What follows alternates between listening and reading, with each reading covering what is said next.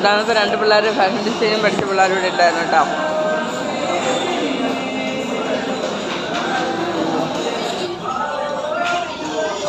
നല്ല കിടുക. അവർ ഡിഗ്രിയാണ് പഠിച്ചുകൊണ്ടിരിക്കുന്നത്. ഞാൻ ഡിപ്ലോമയല്ലേ, അവർ ഡിഗ്രിയാണ്. പക്ഷെ പറഞ്ഞു വരുമ്പോൾ നമ്മളെ ഡിപ്ലോമ കുറച്ചുകൂടെ നല്ലതെന്ന് തോന്നി എനിക്ക്. അവർ പറയുന്നത് കേട്ടിട്ടേ ഞാൻ ഒരു ഡിഗ്രിക്ക് കുറേ ഇല്ലെന്ന് വെച്ചപ്പോൾ ഇല്ല എന്ന് പറഞ്ഞു. ഹൈദരാബാദിലാണ്, അതാണ് നമ്മൾ അക്കാഡമി.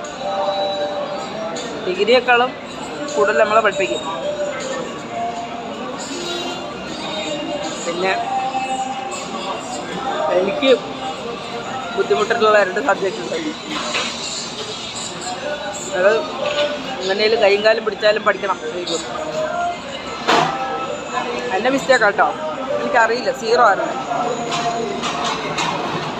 എനിക്കതൊരു വാശിയാണ്.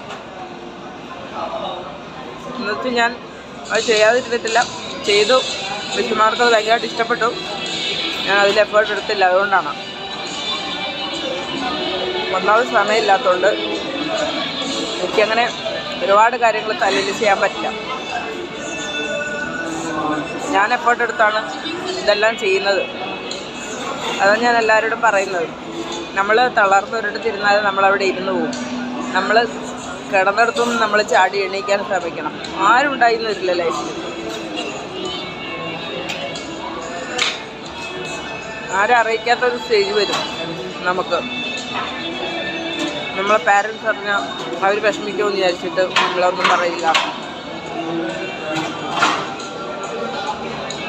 നമ്മൾ കിടന്നു പോയാൽ എല്ലാവർക്കും ബുദ്ധിമുട്ടാണ് അല്ലേ? അത്രയെന്ന് വെച്ചാൽ അവർ നോക്കും. അപ്പം നമ്മൾ എഫേർട്ട് എടുക്കണം. എഫേർട്ട് എടുത്ത് അതേ ഞാൻ പലരോട് ഞാൻ പറഞ്ഞത്. ചിലപ്പം ABCD പഠിക്കുമ്പം ആ ഫുള്ള് പഠിക്കാൻ പറ്റില്ലായിരിക്കും. ചിലപ്പോൾ പഠിക്കാൻ ഒരു കൊല്ലം എടുക്കുമായിരിക്കും. ആയിക്കോട്ടെ, നമ്മൾ പഠിച്ചു എന്നുള്ളൊരു ചിന്ത വേണം. ചിലപ്പോൾ 5 കൊല്ലം എടുക്കുമായിരിക്കാം എന്നുള്ള രസം പഠിക്കാം. അവിടെയും നമ്മൾ വിജയിച്ചു എന്ന് വേണം പറയാൻ. മനസ്സിലായോ?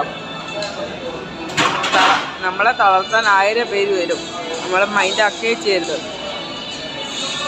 കാരണം ചിലർ അറിവും വിവരവും അറിയാത്ത കുറേ എണ്ണം നമ്മളെ വേദനിപ്പിക്കും. അറിവും വിവരവും ഉണ്ടായിട്ട്